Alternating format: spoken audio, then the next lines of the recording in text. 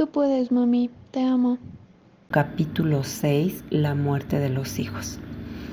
La muerte de un hijo, especialmente el propio, es algo que a la mente humana le resulta muy difícil comprender. Parece que es algo que va en contra de la naturaleza. El fin de una vida que aún se está formando o apenas empieza. Es una crueldad casi inconcebible, pero sucede. Algunas veces los padres tienen que presenciar la enfermedad o sufrimiento y la consecuente muerte de los hijos a quienes dieron la vida.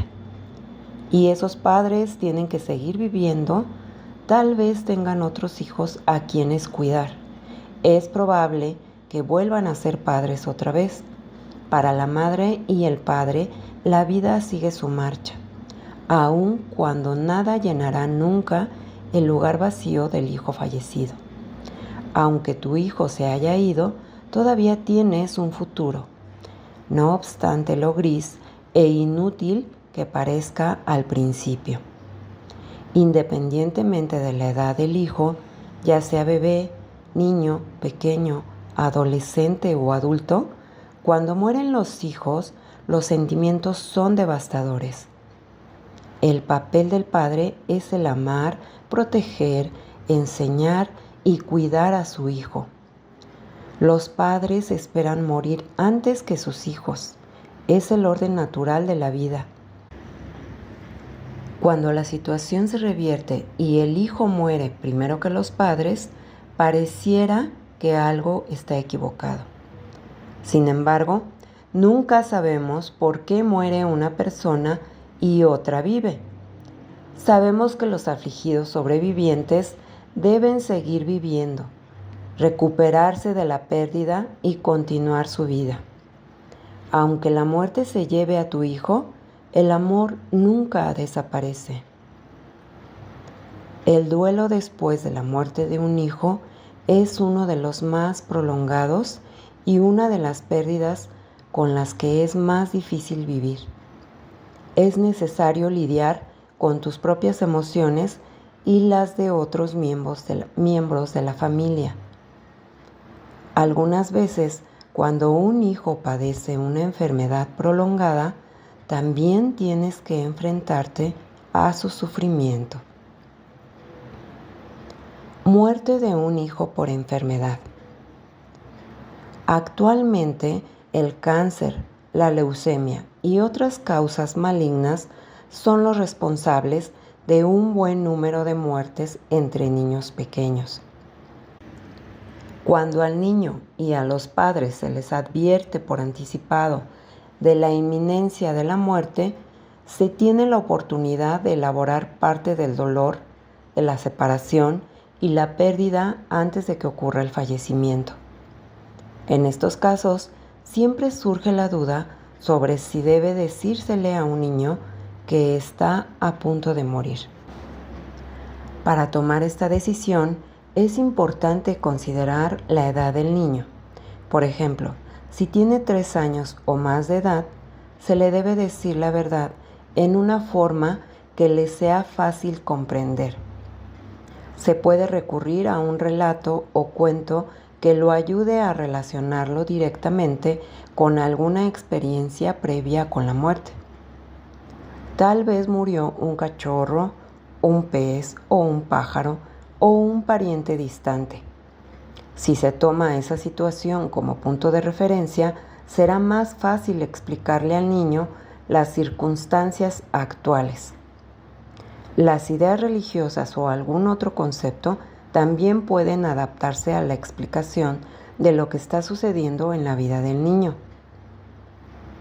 La muerte de un hijo obliga a los padres a confrontar su propia comprensión acerca del significado de la muerte.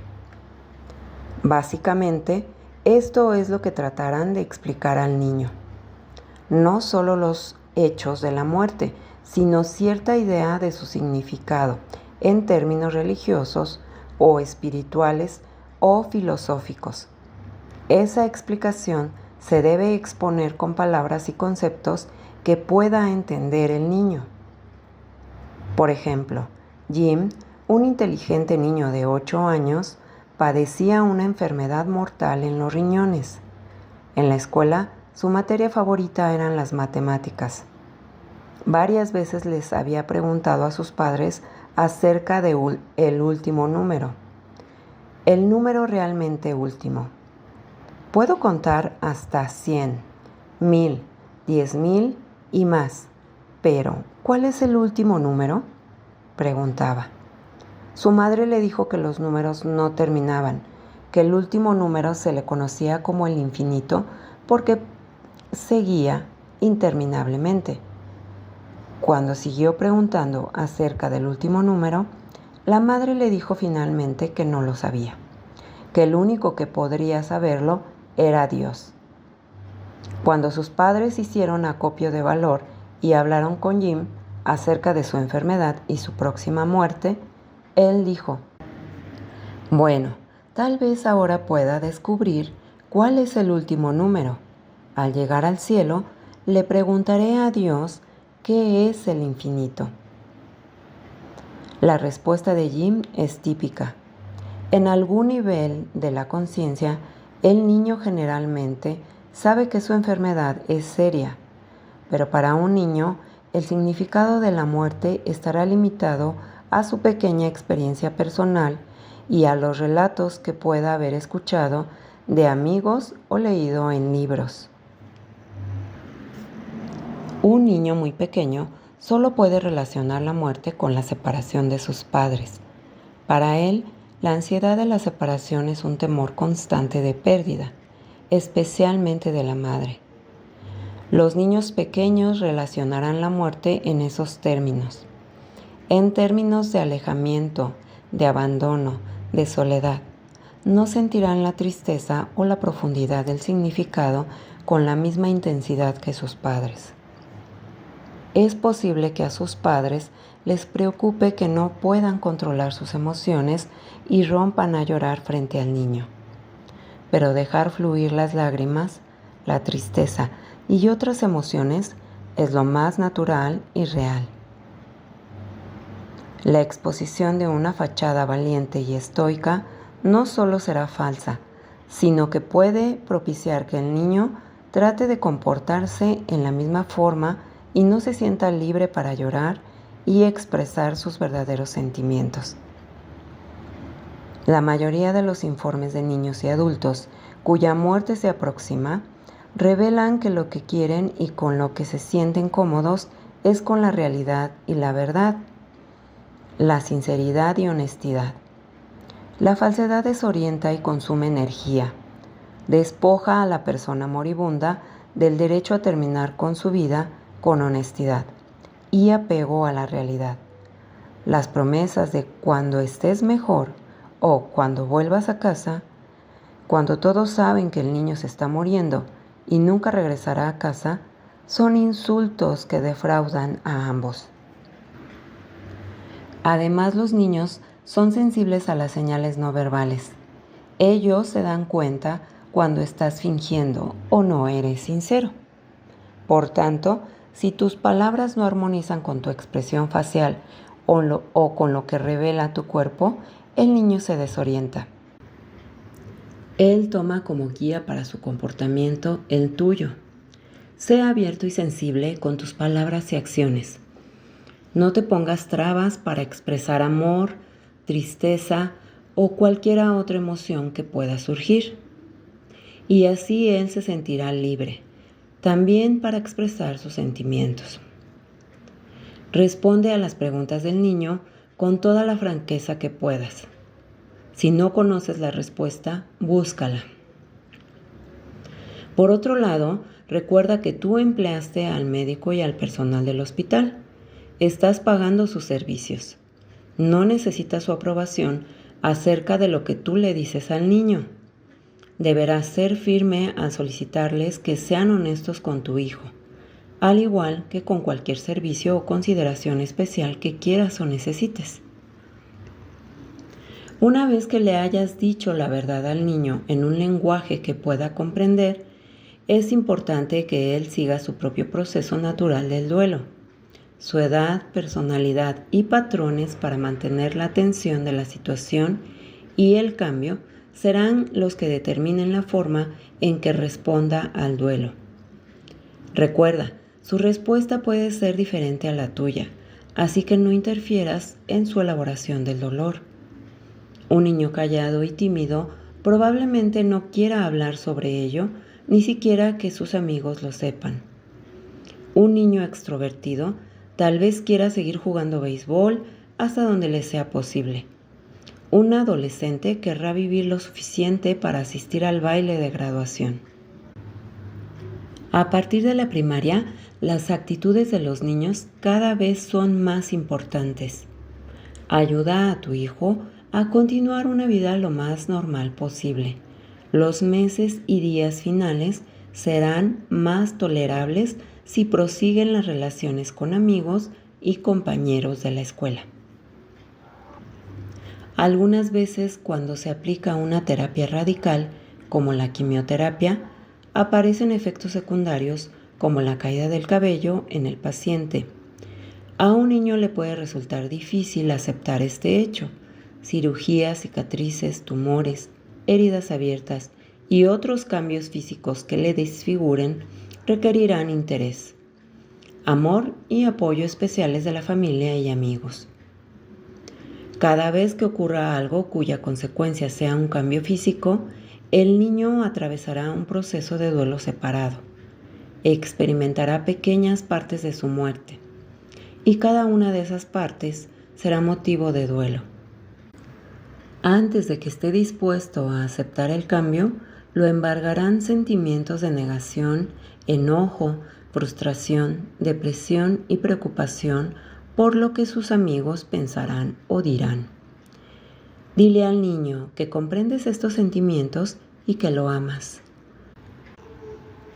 No trates de negar o menospreciar su aflicción, sino sus sentimientos serán conflictivos y harán más severa aún su situación. Algunas veces los padres o vecinos pueden aprender a aplicar inyecciones u otros tratamientos médicos que permitan que el niño permanezca en casa.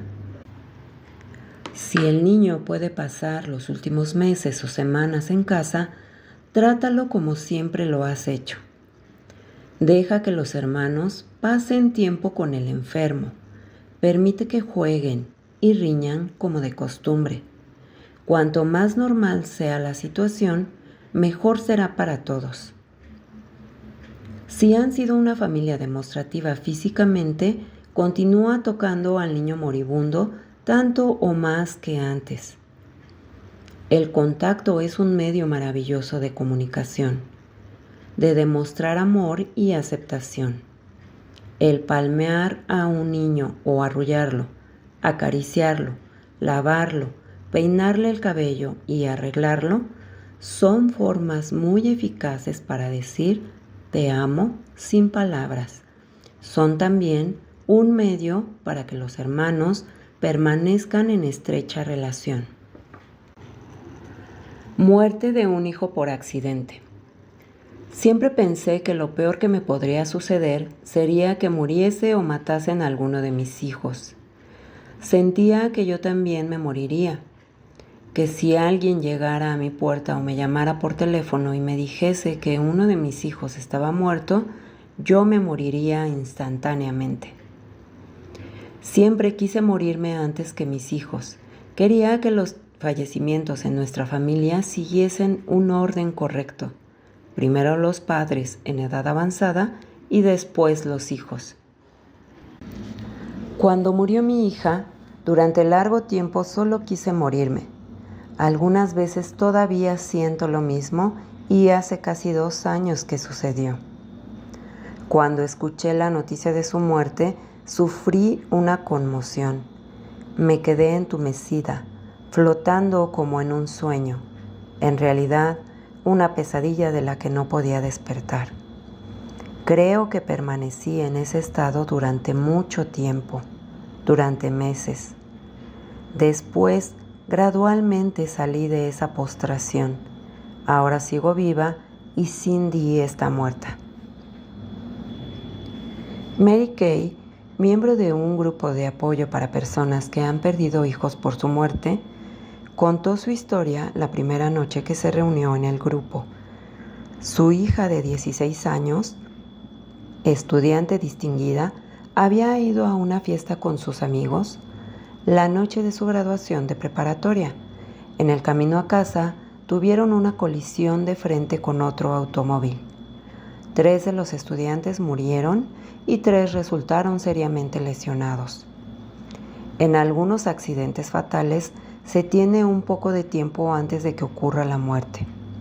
Este plazo de advertencia puede suavizar la conmoción, aunque sea en forma mínima.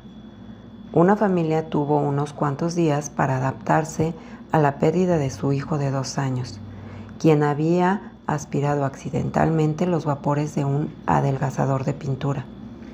Sobrevivió unos cuantos días en el hospital hasta que se deterioraron los tejidos de sus pulmones. Después murió tranquilamente mientras dormía. Los padres del niño estaban apabullados, incrédulos, profundamente conmocionados. El padre del niño, quien estaba con él cuando ocurrió el accidente, se sintió sumamente culpable.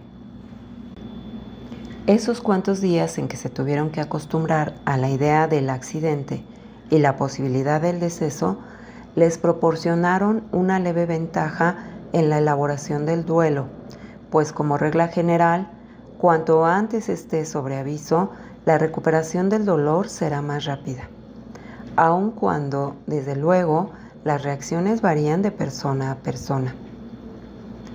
Los accidentes por su misma naturaleza implican un error o descuido. Cuando un niño muere accidentalmente, los sobrevivientes frecuentemente son presa de la culpa y el reproche.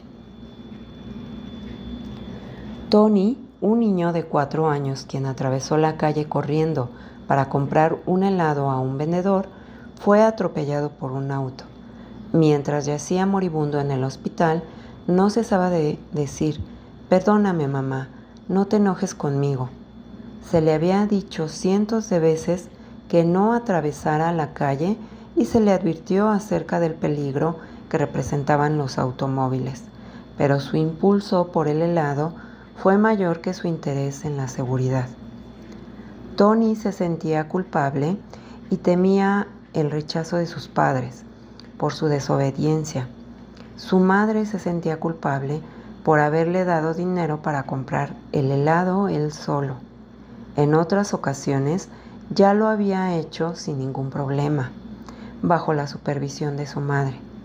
Por otro lado, inconscientemente, la madre estaba furiosa con el niño por haberla desobedecido, por hacerle esto a ella, por haber resultado lastimado y por morirse. Esta combinación de emociones aumentaba su angustia. Lo más trágico en la muerte accidental de un niño es que parece completamente innecesaria e injusta. La vida de un niño ha extinguido tan temprana y tan prematuramente. Los padres y el conductor del auto toman una instantánea mental o retienen la imagen del accidente en la mente. Le dan vueltas a la escena una y otra vez. Se preguntan, especulan, desean, planean, piensan, tratan de comprender, de reacomodar, de cambiar el accidente, tratan de vivir con la pérdida, tratan de seguir viviendo, de recordar y de olvidar al mismo tiempo. Quisieras entonces tener la posibilidad de regresar el tiempo y de alguna manera borrar lo sucedido. Desearías que hubieses sido tú en vez de tu hijo. Te sientes culpable por estar vivo y este hecho te hace sentir lástima por ti mismo. Lamentas la imposibilidad de escapar de la tristeza y la pérdida, de la confusión y el dolor. Cuando muere un adulto y sus padres sobreviven, las emociones pueden ser tan intensas como si hubiesen perdido a un hijo en la infancia. La persona de más edad se pregunta, ¿por qué ella, cuando tenía tantos años por delante? La familia. El despedirte de tu hijo puede ser una de las pruebas más duras de tu vida. Con seguridad, esta muerte afectará a toda la familia. Parecerá insoportablemente dolorosa, pero también puede ser una oportunidad para conocerte más a ti mismo.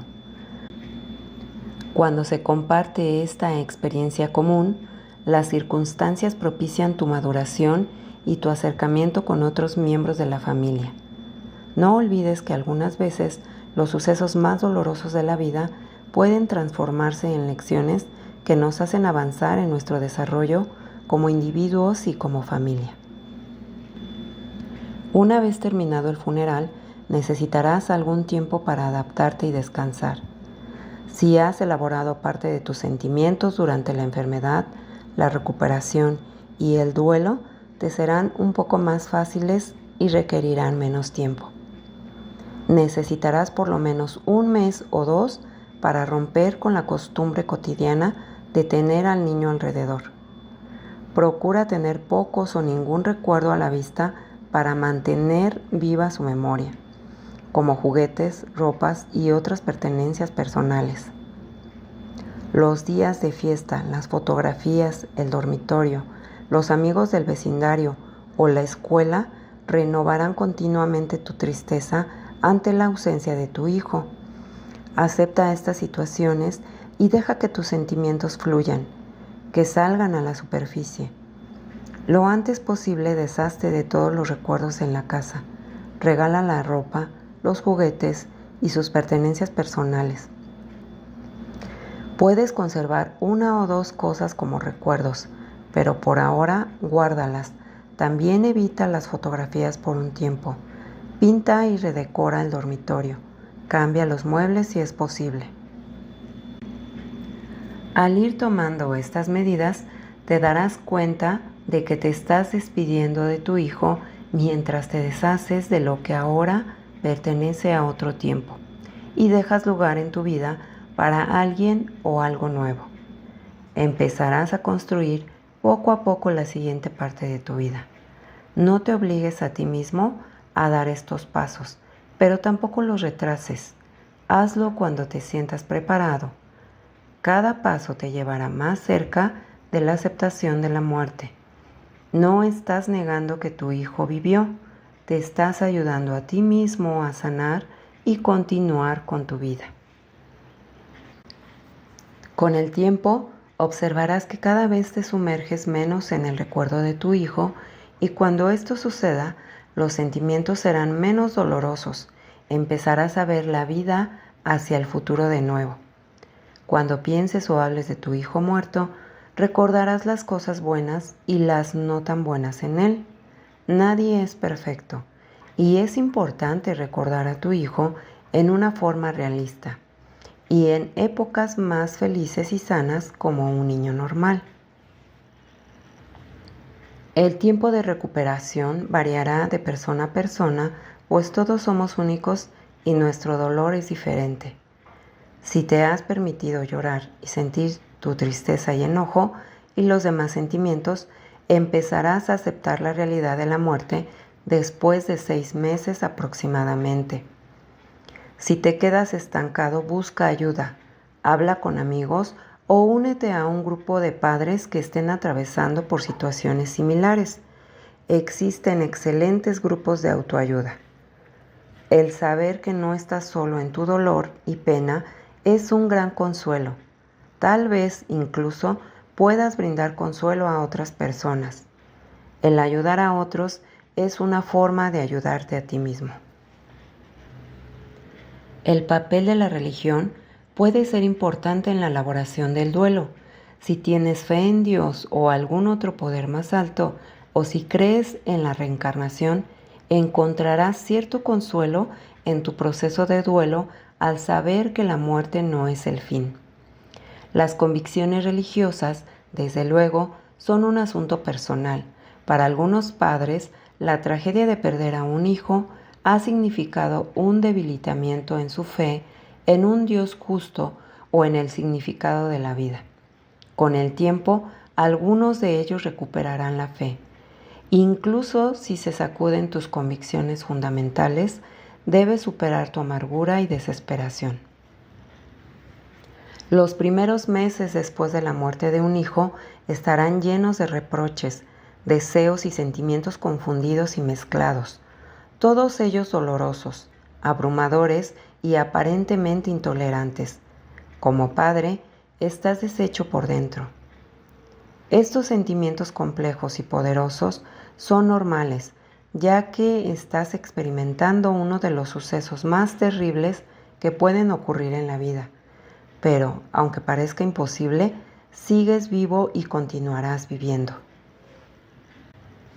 En una reunión, Norma dijo a un grupo de otros padres afligidos que habían perdido a un hijo: cuando mi hija se estaba muriendo, yo flotaba en un vacío oscuro. Nada era real, era una pesadilla continua cada día y cada noche. Los demás padres comprendieron su experiencia. Marta habló de su comportamiento en el funeral. En el funeral de mi hijo, yo consolaba a todos los demás. Les decía que todo iba a estar bien. Sentía una necesidad de hablar incesantemente con cualquier persona que me escuchara. Alejé a todo mundo. Los dejaba exhaustos. Muchos padres requieren el apoyo amoroso de alguien que los escuche. Precisamos tiempo para liberarnos. Necesitamos hablar, llorar, enojarnos y reír durante esta época de dolor y angustia. Asimismo, es aconsejable que conserves los anteriores patrones de tu vida lo más que te sea posible. Si tienes un empleo, sigue trabajando, aunque sea medio tiempo.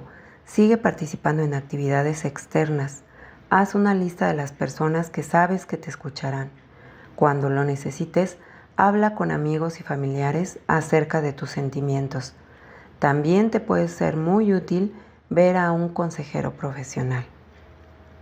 Olvídate de acusaciones y rencores y no te culpes a ti mismo o a los demás. Nada se gana con aferrarse al sentimiento, al odio, al enojo o a la hostilidad. Nada de esto te devolverá a tu hijo ni suavizará tu sensación de pérdida. Peor, esos sentimientos pueden llegar a convertirse en barrera entre tú y los demás y pueden propiciar enfermedades serias a la larga. Esto es especialmente importante entre esposas y maridos. Ahora más que nunca es el momento para que los miembros de la familia se brinden mutuamente apoyo, solicitud y amor. Cada uno está experimentando su infierno privado. Una muerte en la familia afecta a todos sus integrantes individual y colectivamente. El apoyo, la solicitud y el amor son actividades reforzantes. Es algo que generalmente pensamos en dar a alguien, aunque algunas veces es importante asegurarnos de que nosotros también recibimos ese reforzamiento. En nuestra sociedad, las mujeres han sido los principales pilares de la familia. Pero cuando una madre atraviesa por un profundo dolor y duelo, tiene que hacer uso de los recursos que tenga en reserva para reforzarse a sí misma y sobrevivir, sin que le quede nada o muy poco que dar a los demás. De hecho, ahora es el momento en que ella necesita la ayuda de los demás. El padre puede estar en un terrible estado de dolor, pero por lo general le es difícil expresar su pena en una forma directa. Es posible que empiece a beber en exceso, que evite lo más posible quedarse en casa o se retraiga en una depresión. Puede sufrir innecesariamente si se resiste al sencillo pero importante acto de llorar. Hasta hace muy poco tiempo, nunca antes se alentó o apoyó a los hombres para expresar sus sentimientos de desconsuelo, duda e impotencia. Por otro lado, para muchos hombres es muy difícil brindarles a sus esposas la clase de sostén que necesitan en estos momentos. Cuando un hombre trata de consolar, lo hace al azar. Y si se siente torpe o incómodo, se rinde y no lo intenta de nuevo. Si un hombre trata de hacerse el fuerte para consolar a su esposa, puede bloquear sus propias emociones. Sin embargo, frecuentemente tendrá que luchar con sus sentimientos acerca de fallar en su papel de protector de la familia o del ser infalible que todo lo soluciona. Si se le educó para ser autosuficiente, tendrá problemas para admitir que necesita ayuda. La esposa puede malinterpretar el comportamiento estoico de su marido, su negativa a hablar acerca del niño, su ansiedad por volver al trabajo y a la normalidad. No sería extraño que ella exprese su dolor llorando y hablando y piense que si él no hace lo mismo es que no siente pena. Ambos necesitan comprenderse, ser pacientes el uno con el otro y alentarse mutuamente a exponer sus sentimientos. Lo que ambos padres necesitan puede no quedar claro en un solo intento. Es pues importante realizar un esfuerzo sostenido mostrándose siempre accesible el uno para el otro. Por ejemplo, el contacto físico, un abrazo y gestos de amabilidad son formas fáciles de brindar apoyo y consuelo y pueden tener un gran significado. Que no les preocupe si dicen o hacen lo correcto. Lo único que se requiere es que estén cerca, lloren y se estrechen mutuamente. Ted, de 16 años, se rompió el cuello en un juego de fútbol en la preparatoria y murió inmediatamente. Era el hijo más joven de la familia. La conmoción que sufrió su madre la hundió en la depresión y se rehusó a hablar con nadie. No salía de la casa, se quedaba sentada durante horas contemplando las paredes. El padre de Ted empezó a beber excesivamente para tratar de ahogar su dolor, tanto por la pérdida de su hijo como por la frustración y confusión que sentía ante el comportamiento de su esposa. La madre culpaba a su marido del accidente, ya que él había alentado, casi empujado, al chico a que jugara fútbol. Pasados 8 meses de la muerte del hijo, la pareja se divorció. De esta forma fue una doble pérdida para ambos. En vez de consolarse mutuamente por su tragedia común, se perdieron también el uno al otro. El número de parejas que se divorcia después de que muere un hijo es alarmantemente alto. Se dice que más del 80% de los matrimonios terminan a los 2 años de que fallece un hijo. Considero que muchos de estos divorcios se podrían evitar con ayuda profesional. Existen terapias individuales, terapias para matrimonio y para padres afligidos. Ahora bien, las familias como una unidad tienen estilos propios para hacerles frente a los problemas, mecanismos de defensa colectivos, y cada miembro individual de una familia tiene, a su vez, su método exclusivo. Cuando un cambio afecta a la familia, estos mecanismos entran en juego. Vemos entonces distintos estilos para enfrentar los problemas, patrones de conducta particulares que se disparan en el interior y se actúan externamente. De esta manera, los patrones de comportamiento de una familia frente a la crisis ya están establecidos aún antes de que ocurra un acontecimiento capital en su vida, como puede ser la muerte. Algunas familias se acercan más, otras se dividen y siguen caminos diferentes por un tiempo. En otras familias, cada integrante puede estar menospreciando el sentido de realidad de los demás miembros y negar cualquier experiencia acerca de un suceso si no es la propia. Por ejemplo, un padre puede culpar al conductor de un automóvil en el cual se mató su hija por haber bebido antes de conducir. Puede desarrollar un odio anormal hacia esa persona y desplazar su pena por la pérdida de su hija. Cuando los familiares lo alientan a que permita que salgan a la superficie sus sentimientos de tristeza y pérdida, puede ponerse muy enojado y decir algo como esto: si John no hubiese estado bebiendo, Jenny estaría viva ahora. todo es culpa suya. Tal vez su esposa diga llorosa: extraño tanto a Jenny, constantemente la tengo en el pensamiento. En este caso, ninguno de los dos está respondiendo a la elaboración del duelo del otro. Este es un comportamiento insensato e insensible y puede ser divisorio y destructivo. En la familia de Jenny, la muerte de su hija fue la crisis final que hizo madurar los patrones negativos de interacción que habían prevalecido durante años. Si los miembros de la familia reconocen que cada uno está tratando de enfrentarse a su dolor, podrán ser más útiles entre sí y confortarse mutuamente. Para los padres solteros, el apoyo se puede encontrar en los amigos y parientes. No vaciles en pedirles a los que están cerca de ti que escuchen tus sentimientos. Los abuelos sentirán una tremenda oleada de dolor a dos niveles: por la pérdida del niño y por ver a sus propios hijos tan lastimados y sentirse impotentes para ayudarlos. Es aconsejable que los abuelos desempeñen algún papel en las diligencias ordinarias y o las labores domésticas para ayudarles en su duelo. Los otros hijos también sufren. Es fundamental no olvidar tampoco las necesidades de los hijos sobrevivientes en la familia. Es inevitable que sufran por la muerte de un hermano o hermana. Incluso inconscientemente se pueden sentir responsables. También es probable que surja en ellos el temor por su propia muerte.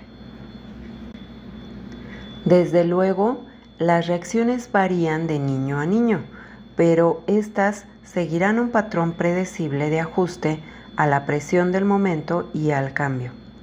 Algunos niños tendrán problemas para dormir. Tal vez se despierten a horas desacostumbradas y tengan pesadillas. Algunos inclusive pueden empezar a mojar la cama o volverán a chuparse el dedo. Otros pueden actuar en formas que llamen la atención, buscando la reafirmación del amor de sus padres, portándose mal en la escuela o en la casa. Paul y Jeff, hermanos de 12 y 13 años, estaban jugando junto a un río cuando Jeff se resbaló y cayó en el agua helada y se ahogó.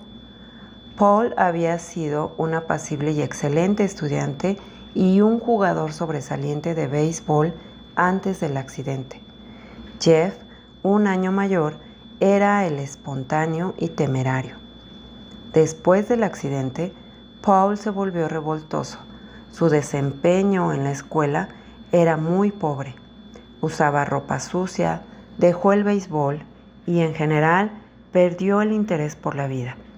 Acudía al cementerio y pasaba horas sentado en la tumba de Jeff. Los padres estaban tan afligidos con la pérdida de Jeff que, por cerca de 6 meses, no se dieron cuenta de los problemas que afectaban a Paul. Al cabo, buscaron consejo a través de la escuela y eso ayudó un poco. Con el tiempo, la familia se trasladó a otra ciudad. La nueva localidad no tenía todos los recuerdos de Jeff y pronto Paul empezó nuevamente a tener buenas calificaciones en la escuela. A la larga, pudo liberarse de la terrible culpa que sentía por no haber podido impedir la muerte de su hermano. Con frecuencia, cuando la familia está de duelo, se pasa por alto a los niños, pero ellos también necesitan expresar su pena para continuar con su vida en una forma sana. Necesitan más apoyo, cariño, reafirmación y la oportunidad para hablar de sus sentimientos, incluyendo los negativos hacia el hermano fallecido. Los niños que no expresan estos pensamientos pueden llevar hasta la vida adulta una ansiedad no resuelta acerca de la muerte. Si los temores se introducen y se entierran en el subconsciente, más tarde surgirán y acecharán al niño, quizás durante toda su vida. Los niños pequeños pueden ser profundamente curiosos acerca de los detalles del entierro, preguntándose, por ejemplo, ¿por qué se coloca a Jody en la tierra si el paraíso está en el cielo? Estas preguntas representan la forma en que el niño aprende a su propia satisfacción qué significa el asunto de la muerte. Un niño puede sentirse culpable por haber peleado con su hermana. Tal vez se pregunte si él también morirá pronto. Puede estar preocupado por los juguetes o ropa de su hermano. Todos estos pensamientos son los apropiados para su edad y su capacidad de comprensión. Y los adultos deben reafirmar a sus hijos en la forma que lo pidan, en que lo necesiten. Sabrás que estás progresando cuando puedas recordar a tu hijo con una sonrisa, puedas comprender que los comentarios dolorosos que hacen otras personas son producto de la ignorancia, puedas ayudar a otras personas, dejes de temer a los días festivos sin llorar, puedas permanecer a los oficios religiosos de la iglesia, te puedas concentrar en algo más aparte de tu hijo, encuentres algo que agradecer a Dios, puedas estar solo en tu casa sin que eso te enjuicie. Ya no sientas que tienes que ir al cementerio todos los días o todas las semanas. Puedes tolerar el sonido del llanto de un bebé. No tengas que apagar el radio cuando escuches su música favorita. Encuentres algo que te haga reír. Puedes pasar por el hospital o por esa esquina sin gritar. Ya no te sientes agotado todo el tiempo. Puedes apreciar una puesta de sol, el olor del césped recién cortado, el dibujo en las alas de una mariposa. Déjate caer, nosotros te agarramos.